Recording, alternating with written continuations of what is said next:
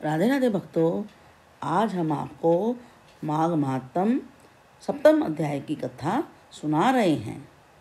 यदि आपने पिछले अध्याय नहीं सुने हैं तो जल्दी से इस चैनल को सब्सक्राइब कर लीजिए और कथा पसंद आने पर लाइक का बटन भी दबाएं। अब कथा शुरू करते हैं। चित्रगुप्त की आज्ञा पाकर दूतों ने कुंडल को तो नरक में डाल दिया और देवदूत कुंडल को लेकर स्वर्ग की ओर चल पड़ा। जिस समय देवदूत विकुंडल को लेकर स्वर्ग जा रहा था, मार्ग में विकुंडल ने देवदूत से कहा, हे दूत, शास्त्रकारों का कथन है कि सज्जनों के साथ 7 कदम साथ साथ चलने से मित्रता हो जाती है। इस नियम से आप मेरे मित्र हो, अतः आप मेरी इस शंका का समाधान करो कि हम दोनों भाई एक ही कुल में उत्पन्न हुए, एक ही माता पिता की संतानें हैं और जीवन भर हम दोनों ने कर्म भी एक जैसे किए थे। हम दोनों भाई हिंसा और पाप करते रहे, लेकिन इस विचित्र स्थिति का क्या कारण है कि मुझे तो स्वर्ग मिल रहा है। हम दोनों ने मद्य, मांस और दुराचार जैसे कर्म किए हैं, फिर मैं स्वर्ग में और मेरा बड़ा भाई नरक में भेजा गया है। इसका क्या कारण है? विकुंडल के इस प्रश्न को सुनकर विष्णुदूत ने कहा, तुम्हारा यह कथन सत्य और तर्कसंगत है और साथ ही यह जिज्ञासा भी उचित है। इसमें एक आश्चर्यजनक रहस्य है जो मैं तुम्हें बताता हूँ। हे विकुंडल, कर्मों की गति बड़ी गूढ़, रहस्यमय तथा विचित्र है। इस विषय में बड़े बड़े ज्ञानी तक भ्रमित तक हो जाते हैं। मनुष्य अपने अच्छे स्वभाव के कारण अनेकों ऐसे कार्य परोपकार की भावना से प्रेरित होकर करता है जिनका उसे आश्चर्यजनक लाभ प्राप्त होता है। इसी प्रकार अज्ञानतावश मनुष्य से ऐसे भी पाप हो जाते हैं जो उसके घोर कष्ट का कारण बन जाते हैं। देवदूत ने विकुंडल की शंका को समाधान करते हुए आगे कहा, यह तो स्पष्ट और सत्य है कि तुम दोनों भाई जीवन भर पाप कर्मों में लिप्त रहे, कभी भी कोई पुण्य कार्य नहीं किया, किंतु अपने जीवन के अंतिम वर्षों में तुम अपने भाई के साथ छोड़कर यमुना के दक्षिणी तट पर महर्षि सुमित्र के आश्रम में रहने लगे थे।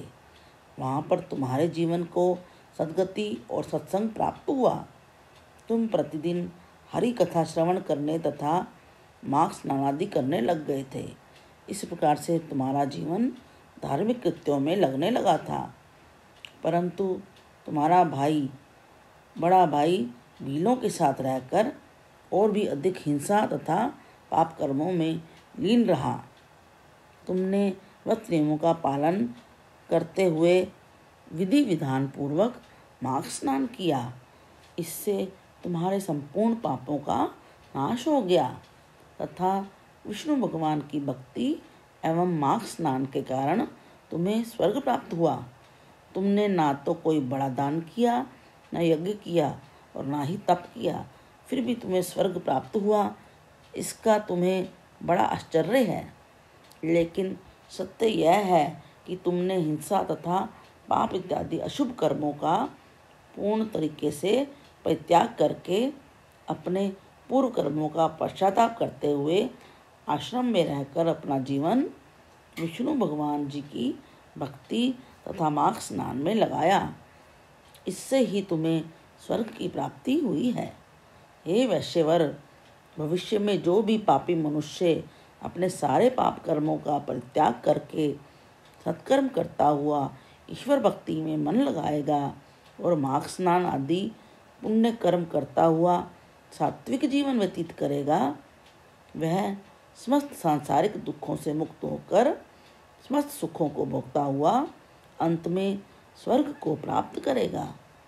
हे विकुंडल, यद्यपि तुमने जीवन भर पाप किए हैं, किंतु अपनी आयु के अंतिम 2 वर्ष धार्मिक कर्मों में लगाए हैं, भगवान की पूजा उपासना की है तथा माघ स्नान किया है, अतएव तुम्हें स्वर्ग प्राप्त हुआ है।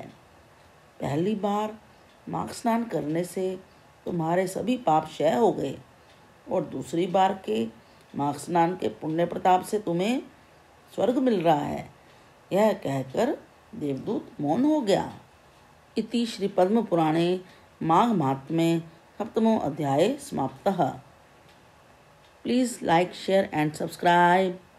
हरे कृष्ण कृष्ण कृष्ण हरे हरे, हरे राम राम राम हरे हरे।